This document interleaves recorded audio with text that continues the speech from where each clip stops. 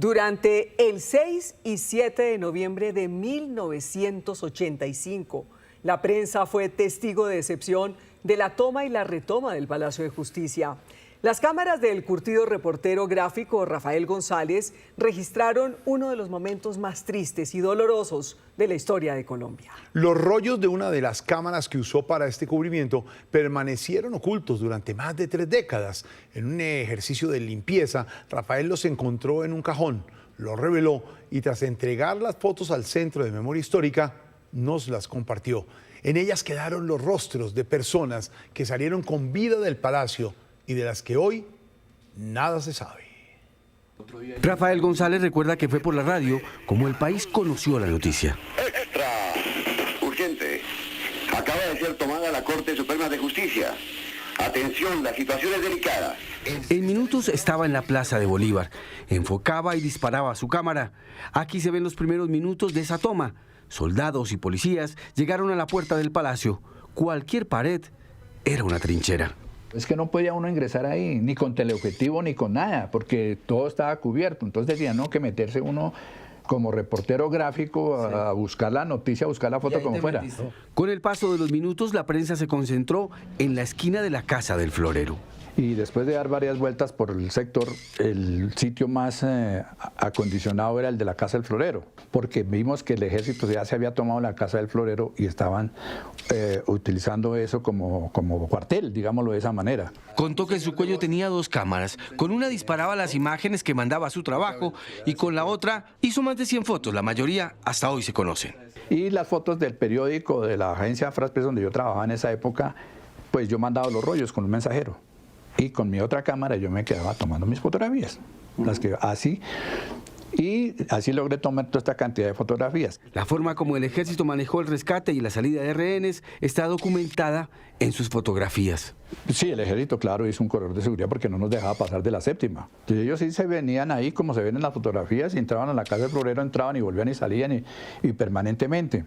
Y uno, pues, atravesándosele a los policías, al ejército, uno lograba hacer las fotos que pudiera hacer. Estas imágenes dejan ver que los primeros muertos fueron evacuados hacia la alcaldía de Bogotá.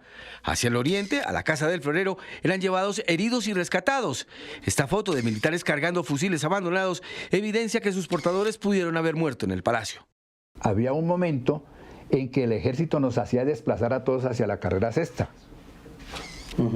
Y en ese momento que nos hacían desplazar a la carrera sexta, llegaban carros del ejército, sacaban gente de la Casa del Florero y se lo llevaban. Y después de que ya volvían a despejar la vía, ahí sí nos volvían a dejar pasar. Pero uno no veía a quién se llevaban y por qué se llevaban, y nada, ahí no había nada que hacer. Es que la Casa del Florero fue como un filtro de inteligencia militar. Porque como iba metiendo toda la gente a la Casa del Florero, los detenidos, sí, a todo el mundo, lo iban metiendo a la casa y allá tenían un registro de identificación. Allá identificaban dentro de la Casa del Florero quién es quién, y quién quedaba detenido y quién quedaba en libertad. Ahí decía todos. Y los que se llevaban, los sacaban por la 12, ahí por la calle hacia la carrera 7 y desaparecían. En esta foto aparece el coronel Alfonso Plazas, al lado de uno de los rehenes, entrando a la Casa del Florero. En ese ejercicio de identificar a los sobrevivientes, trabaja hoy el Centro de Memoria Histórica, organización a la que Rafael le entregó copia de sus fotos inéditas. Por eso cuando yo me puse a mirar estos, yo dije, no, yo tengo que hacer algo con eso. Y se me ocurrió eso, lo del Centro de Memoria Histórica, y ya están haciendo un trabajo maravilloso allá. Vi este señor que fue el que vimos antes. Sí, lo vimos ahorita. Pero no, todo el mundo se ha preguntado quién es, en varias personas, no sé, otro señor que... La lente de Rafa también tomó muchos cuerpos desnudos, imágenes que causaban sorpresa entre los periodistas. Lo que yo tengo entendido es que los guerrilleros, cuando estaban en vida todavía, empezaron a quitarse las prendas de guerrilleros y se ponían los trajes de los civiles. Es una táctica que siempre han utilizado, ellos han utilizado. Puede haber sido eso y quedaron los otros semidesnudos, puede ser eso. La toma terminó, pero Rafael no dejó de hacer fotos. Las autoridades hicieron una muralla humana. Como no se veía nada, Rafael se fue hacia la puerta. Allí, en sus fotografías, quedaron los generales Vega Uribe y Zamudio Molina. Dentro de Palacio solo había destrucción y muerte. Como periodista, como fotógrafo, tenía que meterme, de alguna manera. Lo que no me dejaron fue pasar de ahí Hacia adentro. Hacia adentro. Nos dejaron pasar fue cuando ya terminó todo, que era una carbonera, lo que había no había absolutamente nada, pero durante ese tiempo no. Hasta ahí me dejaron, y eso me sacaron a culata. Sobre el por qué estas fotos las guardó en el tiempo, Rafael dijo que los rollos personales los reveló días después de la toma, y cuando los iba a clasificar, lo enviaron a cubrir la peor tragedia que conozca el país, la avalancha de Armero. La situación del palacio pasó a la historia. Claro, porque cuando yo terminé lo del Palacio de Justicia, que fueron 100 muertos aproximadamente, pueden ser uno más, uno menos, bueno, ya empezamos durante los 2 o 3 primeros días en los medios de comunicación a hablar del asunto, porque la noticia pues era continua.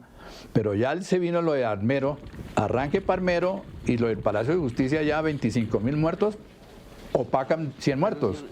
¿Desde qué horas estaba usted ahí metido dentro del barro? Aproximadamente como desde las 11 de la noche.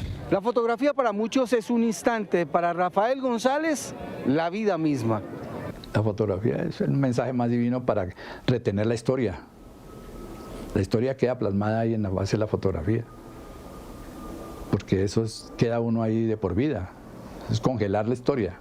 A la hora de definir lo que pasó en el Palacio de Justicia, Rafael tiene su concepto. Genocidio, es un genocidio total, de parte y parte. De parte y parte.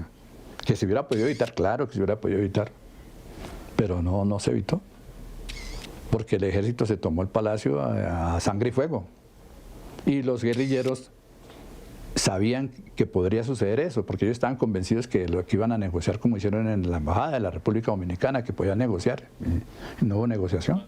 Hoy Rafael González bordea los 80 años, toda una vida en el periodismo gráfico, en el que además de ser testigo de excepción de la toma de la Embajada de República Dominicana también por el M-19, en sus cámaras quedó el magnicidio de Luis Carlos Galán y el asesinato de Jaime Garzón.